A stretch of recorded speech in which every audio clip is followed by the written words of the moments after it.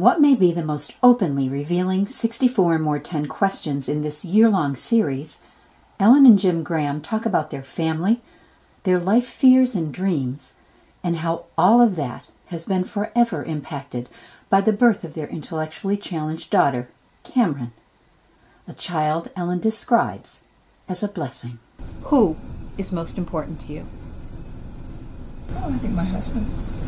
You know, my immediate family, as anybody knows, you love your wife in one way, you love your kids in a separate way. So I would never be good at picking one above the other. What is most valuable to you? A what? Not a who, but a what? So it can't be like for them to have a good quality life. Yeah, I mean, that's not a who. For both of them to have a meaningful life. There's no question that for me it's the connection our family has, if that qualifies as a what. It's the connection that the four of us have.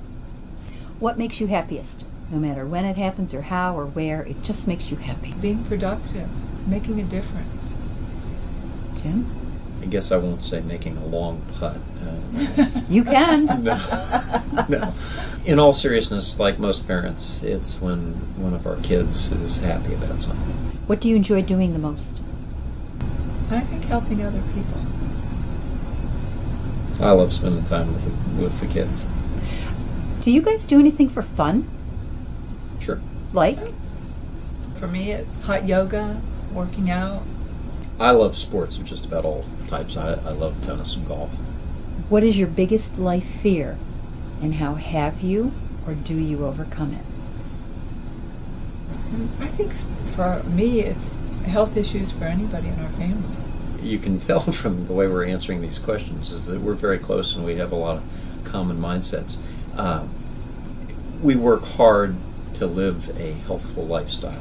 And sell chocolate to the rest of the world. Well, chocolate in moderation is supposed to be good for you. I think our life experiences have taught us, whether it was the death of his first wife or whether we didn't talk about Cameron when she was young, she would have seizures. And when you've spent time in hospital rooms and intensive care units of hospitals and you see young children sick, it changes your perspective on everything. Absolutely. Because nothing else matters then. Whenever you feel sorry for yourself, you ought to go down to the pediatric ward of a hospital and spend a little time there and watch the torture. Right. Is it important to you to spend time with other people, or do you need time alone? I feel like I need both. I need time with other people because I'm very social, and then there are times when I just need quiet. Is it shutdown time or just quiet time to reflect? No, like for me, now that we just recently moved so that Cameron could have more independence, we sold our house of 18 years and moved to Fairfax so she could be closer. And we have a 12-year-old dog, and so he needs to be walked frequently. And so for me, that's therapeutic, you know. I'm walking along with him, and it's just quiet, and, you know, but I'm still doing I'm something. going to say you're still problem solving. Yeah. You never. Do you ever just shut it down? Yes. When 9 you o'clock sleep. at night. No, 9 o'clock at night. I turn on something completely mindless, and then I just watch it. And he'll walk into the room and he's like, I can't believe you've seen that movie like 100 times. And it's like, I know. That's the point. Yeah, that's it. There's no question that I live off the interaction of others. I don't need or want any alone time. How do you define quality of life? I think health is number one. Yeah, I think being able to do the things that are important to you at that point in time. Yeah. But your life changed in that way when you had Cameron. You were no longer able to do just whatever you wanted because you had a child that required more, extra, special. Oh, yeah, that's right. So did that change your quality of life at that time? No, I think it changed my life. I don't think it changed the quality of my life, right?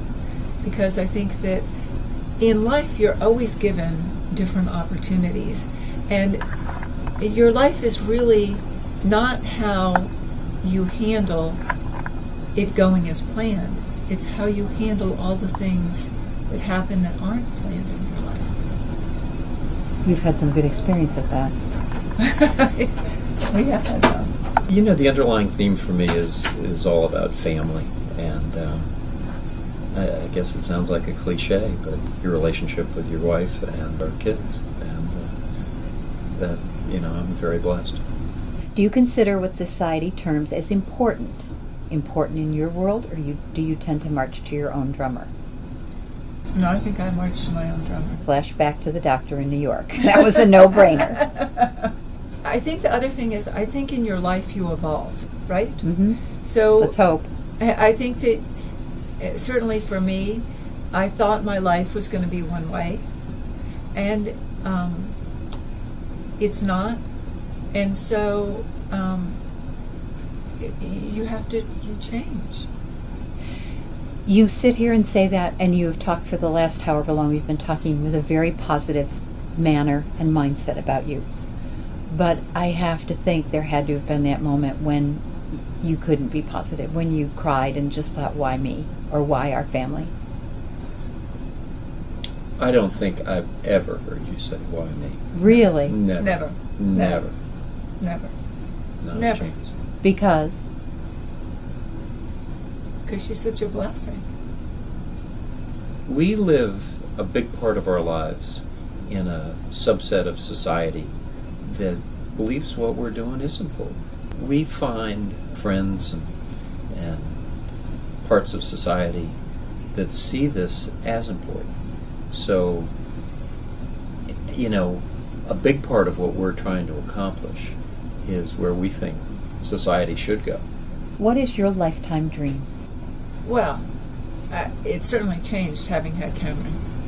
And now my dream would be to have her, you know, if she could live in a house with other young adults who had intellectual disabilities and had, you know, kind of a graduate student, somebody where she could function as independently as possible, and she could have a life, you know, with as much freedom as she might want. That would be my dream. Do you remember what your lifetime dream was before Cameron? I don't think I do. Do you have any dream for you? No. My life dream, having grown up in the environment that I grew up in our household, which wasn't always happy, a big part of my life goal was to create a happy home life. And I'm very proud that we've done that.